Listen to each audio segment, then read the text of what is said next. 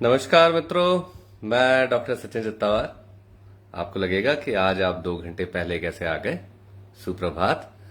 आज मुझे अशोकनगर गुना जाना है, तो सोचा है क्यों ना ये तारतम्य बना रहे, ये सिलसिला बना रहे। इसलिए मैंने सोचा कि जाने से पहले ही एक बार हम वार्तालाप कर लेते हैं। थोड़ा सा जल्दी ही सही, आप इसको स्वीकार करेंगे। देखिए, आज का विषय बड़ा ही प्रासंगिक है और अगर बिगड़ जाए तो बड़ा जटिल भी है।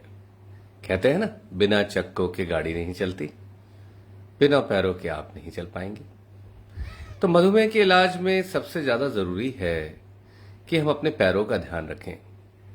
हम हमेशा कहते हैं कि अपने मरीजों को कि भाई नंगे पैर नहीं चलना है, घर पर चप्पल पहनिए, बाहर जूते जैसा पहनिए। बहुत से हमारे मरीजों को बड़ा बुरा लगता है जब हम बोलते हैं कि जो एक्यूप्रेशर वाले उद्यान बने हुए हैं, अगर आपकी पैरों की नसों में सुन्नपन है तो उस पर मत चलिए, क्योंकि ऐसा हो सकता है कि आपके पैरों में घाव बन जाए और आपको पता ना चले।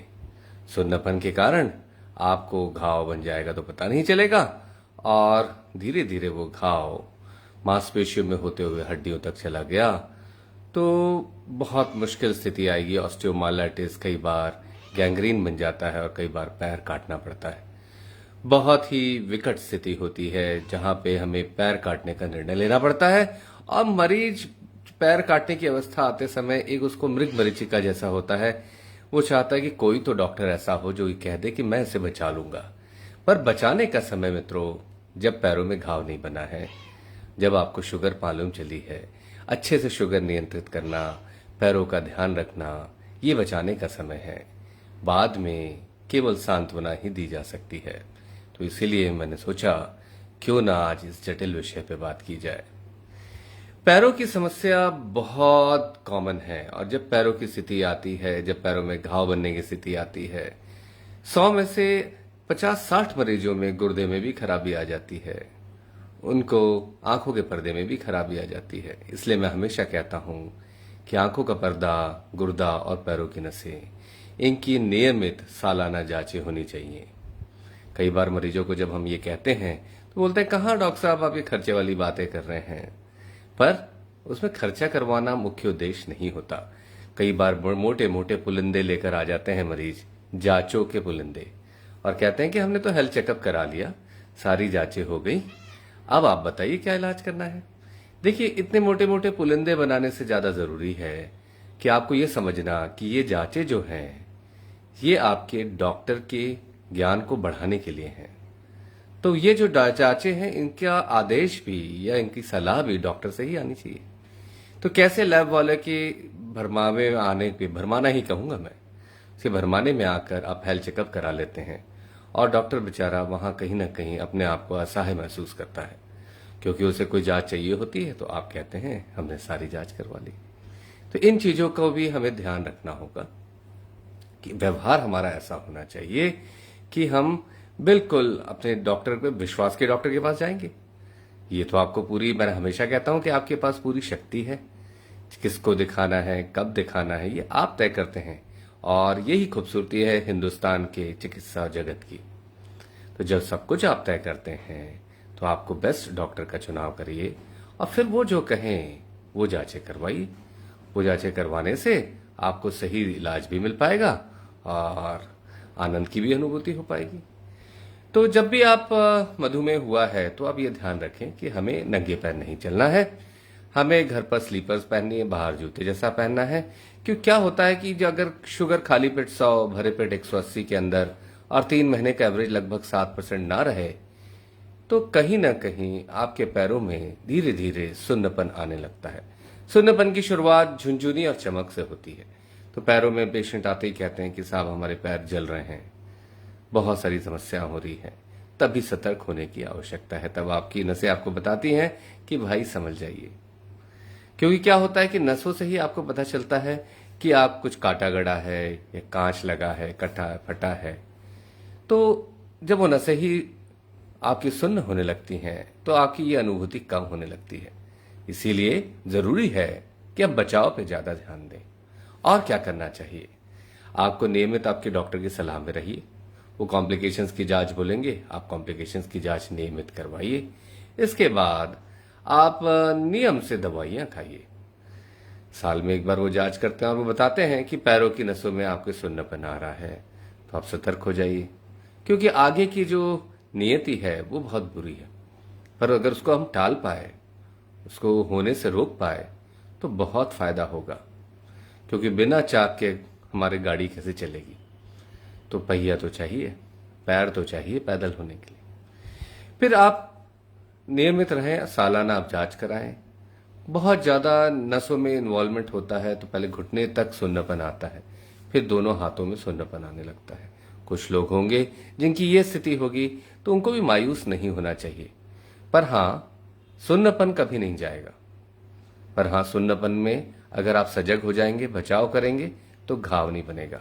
अब हमारे ऐसे बहुत से मित्र होंगे जिनको पैरों में घाव बन गया होगा और वो इधर उधर परेशान हो रहे होंगे, बदबू आ रही होगी घाव में भी।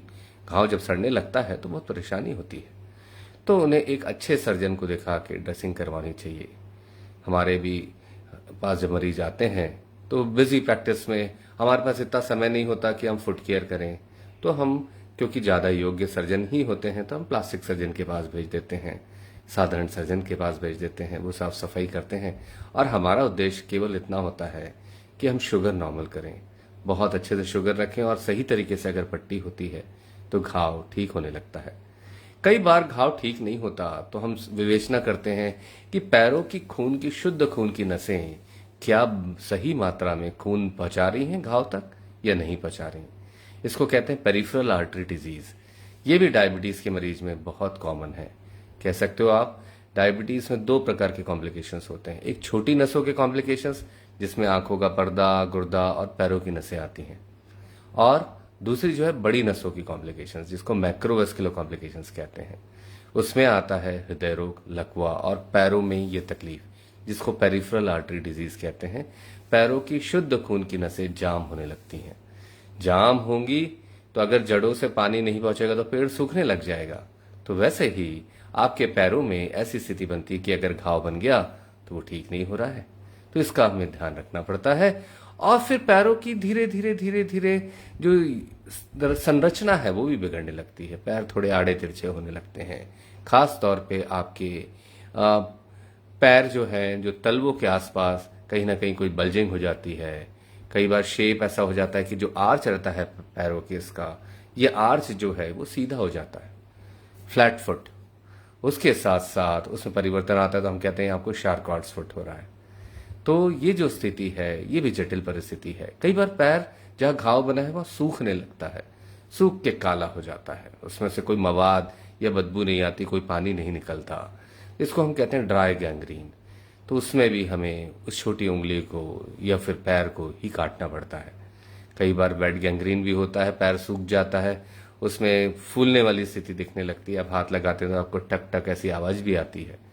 तो ये गैस गैंग्रीन भी हो सकता है। ये स्थितियां बुरी हैं, जटिल हैं। इन्हें कायदे से टाला जाना चाहिए, इन्हें कायदे से इनसे बचा जाना चाहिए। हो जाने पे ये स्थितियां आपको बहुत नुकसान पहुंचाती हैं।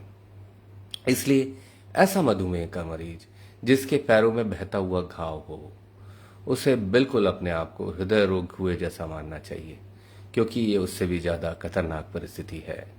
पैर कट जाने पे मनस्थिति भी बहुत खराब हो जाती है, आप मायूस हो जाते हैं और कहीं ना कहीं आपको बुरा लगने लगता है। इसलिए जरूरी है कि हम अपने पैरों का ध्यान रखें, नियमित पैरों पर अब पूरी उसकी रक्षा का ध्यान रखें। नहाने के बाद पैरों में नारियल का तेल लगाएं। कुछ लोगों को तिल्ली या सरसों का तेल भी पसंद है। इमोलिएंट क्रीम, आप इस तरह की भी चीजें, पेट्रोलियम जेली भी लगा सकते हैं।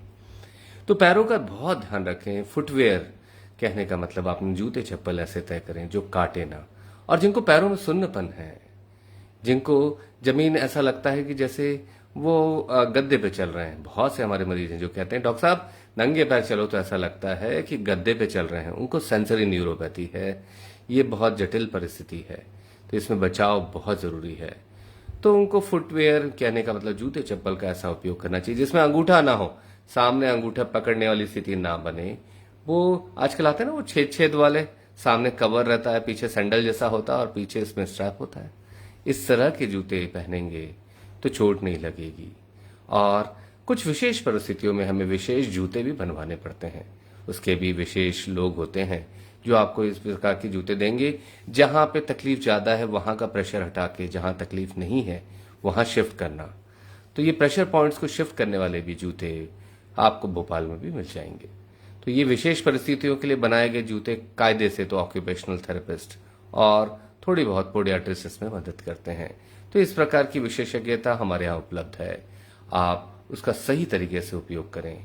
क्योंकि क्या होता है कि ये फुट केयर हो जाने में और कहीं ना कहीं एक आपके मन में आ जाती है बाद में कि अब पैर कटवाना नहीं है, तो जैसा आपके एक सही डॉक्टर बताएं उसी हिसाब से निर्णय लेना होगा।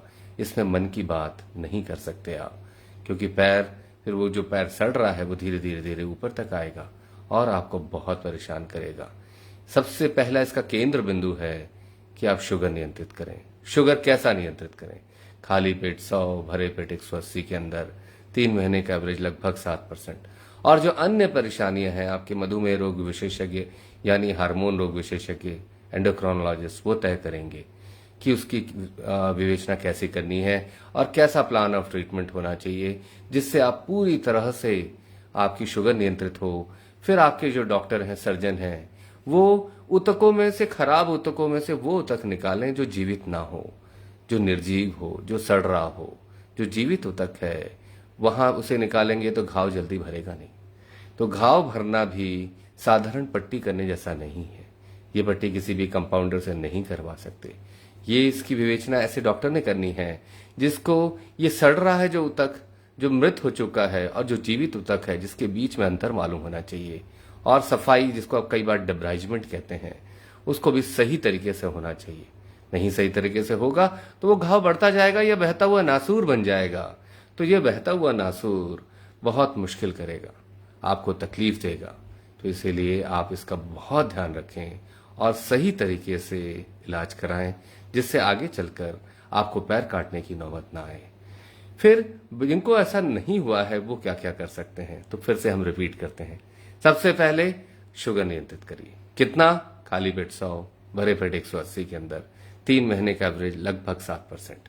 फिर क्या करें? नंगे पैर ना घूमें। तीसरा हमें क्या करना है? नहाते समय पैरों के तलवे देखने हैं, सोल्स देखने कि कहीं कुछ कटा फटा तो नहीं है, चोट तो नहीं लगी। चौथा क्या करना है? नारियल का तेल लगाइए, इमोलिएंट क्रीम लगाइए। कुछ लोग तिल्ली का तेल पसंद करते हैं, कुछ लोग सरसों का तेल पसंद करते हैं, कुछ लोग पेट्रोलियम जेली पसंद करते हैं, तो वो लगाइए, अपने हिसाब से लगाइए। कुछ लोग मॉइस्चराइजर भी लगा सकते हैं। तो पैरों की चमड़ी नरम रहेगी, इलास्टिक रहेगी, तो फटेगी नहीं, उसमें घाव नहीं बनेगा। नंगे पैर नहीं घूमेंगे तो आपको देखा होगा क्रैक्स आ जाते हैं ना पैरों में, वो क्रैक्स भी नहीं आएंगे। क्योंकि जिनको न्यूरोपैथी है, जिनको सुन्नपन है, जिनकी धमनियों में रुकावट है, ऐसे क्रैक्स उनके लिए मुसीबत का दरवाजा बन सकते हैं। तो मुसीबत तो आने नहीं देना है, सारे दरवाजे बंद करके रखने हैं।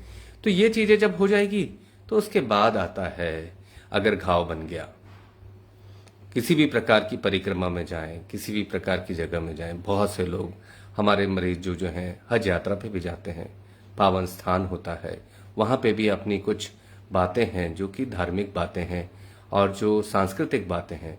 तो वहां पे भी हमारे जैसे डॉक्टरों से अपना व्यवहारिक सलाह ले लीजिए कि उस विशेष परिस्थितियों पैरों के लिए कैसे करना है। तो मैं विशेष उसमें सलाह देता हूं। और जो कई बार हमारे लोग गिरिराज परिक्रमा के लिए चले जाते हैं, तो वहां भी मैं उनसे निवेदन करता हूं कि भाई नंगे पैर मत जाइए, बड़ा मुश्किल हो जाएगा। क्योंकि धार्मिक आस्थाएं, उनका पूरा सम्मान है, धार्मिक आस्थाओं के रास्ते हम नहीं आ सकते, पर हमें थोड़ा सा विवेक का प्रयोग करना पड़ेगा। क्योंकि अगर हमें मधुमेह है, डायबिटीज है, लौट कर आएंगे तो पैर अच्छे रहने चाहिए, काटने की नौबत नहीं आनी चाहिए। तो इन बातों का ध्यान रखें। नियमित व्यायाम करें, चलेंगे फिरेंगे तो भी खून का दौरा बढ़ता है, दौड़ेंगे भागेंगे तो भी खून का दौरा बढ़ता है, कसरत करेंगे तो भी उसका लाभ मिलेगा। फिर अन्य बीमारियों का, जैसे किसी को अगर हृदय रोग है, किसी को लकवा रोग है, किसी को गुर्दा रोग है, उसका के इलाज की भी समुचित व्यवस्था होनी चाहिए। तब कहीं जाकर आपके पैरों में वो बात रहेगी कि आप अपने पैरों पे खड़े हो सकेंगे और इस दुनिया का सामना कर पाएंगे। आशा है आपको मेरी बात समझ में आई होगी। धन्यवाद।